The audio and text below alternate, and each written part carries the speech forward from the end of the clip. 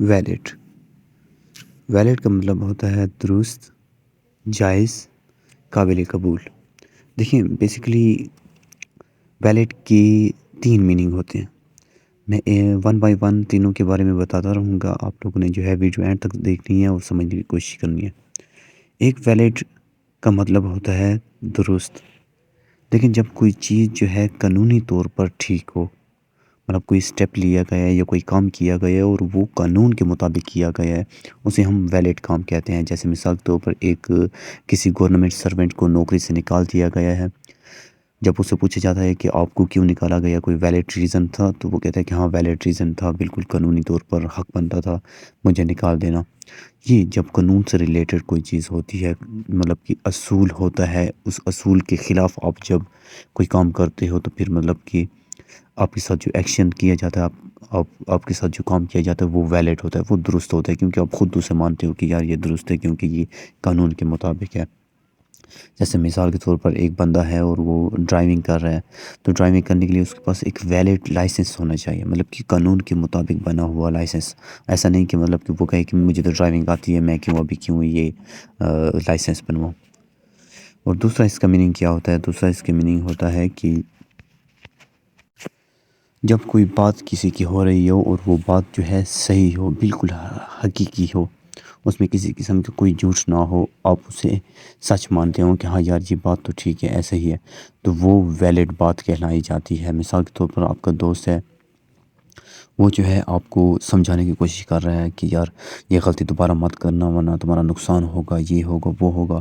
ابھی آپ نے جو ہے اس کی بات کو ہے مان لیا کہ یار بات تو یہ صحیح کر رہا ہے، میرے فائدے کی ہی کر رہا ہے، تو پھر یہ جو صحیح بات اس نے کی ہے اسے آپ ویلڈ کہیں گے۔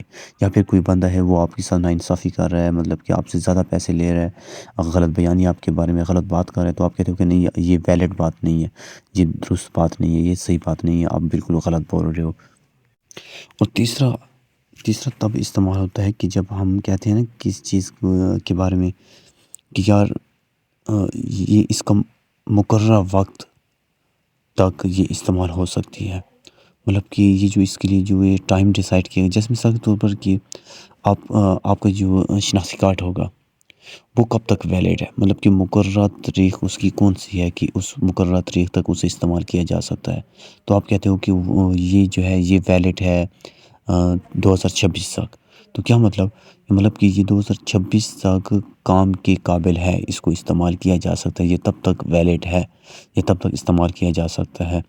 جیسے مثال کے طور پر ایک بندہ ہے، اس کا جو پاسپورٹ ہے، تو وہ اس کو پاسپورٹ جو ہے وہ جب کہیں پہ جانا ہوتا ہے اس نے، تو وہاں پہ جیسے بھی ان کے پاس جاتے ہیں ایئرپورٹ پہ، وہ جو کاؤنٹر کے پاس جاتے ہیں ان کو دکھاتے ہیں، چیکنگ کرواتے ہیں، تو وہ کہتے ہیں کہ آپ کا جو پاسپورٹ ہے وہ ویلڈ نہیں ہے۔